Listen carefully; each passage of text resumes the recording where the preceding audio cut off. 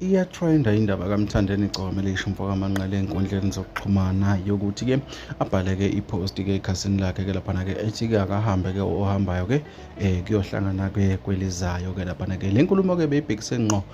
laphana-ke esinqumeni-ke esike sathathwa-ke enye inhlanganisela-ke ephethe abantu besifazane-ke okuthiwa-ke i-Ladies House-ke laphana-ke obekukade kuthiwe-ke uMthandeni-ke aka-unfollow-we-ke ngabantu-ke laphana-ke ekhasini lakhe-ke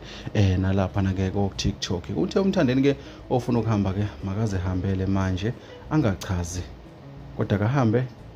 bohlangana kwelizayo.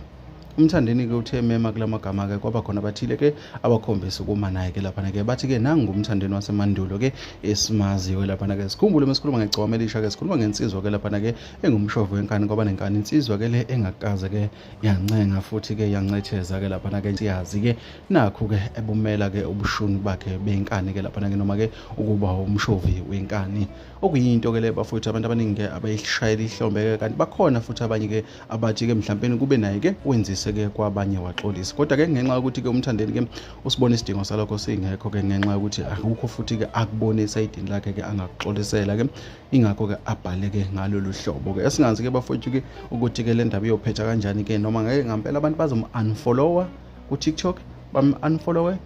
laphana-ke ku-Facebook asazi-ke bafowethu kodwa-ke okubukakala sengazuthi-ke bokuwumlomo nje okwamanje-ke kulokhu kade kushiwo-ke yilo-ke ixoxebana-ke lalo-ke i-Ladies House-ke laphana-ke ukubonakala-ke uMthandeni ama-followers akhe asame ngomumo abantu abaningi bebengakasithathi-ke leso sinyathelo noma-ke lelo xathu asazi-ke ukuthi iyophetha kanjani-ke laphana sike sabona-ke umenzi-ke emavizela-ke laphana-ke bexolisa-ke osikhinkile-ke sebeyixolisile kodwa uMthandeni uthi cho ohambayo makahambe manje angalokhu echaza engalokhu nje echaza. Sikhuluma ngomthandeni umshovu wenkani ngoba nenkani ngifuna ukuzwa uvo lwakho umbola semakhaya uthi uyibona kanjani na indaba kaMthandeni ngabe na kungamfaka nenkingeni ukungaxolisi kwakhe bafowethu ileso.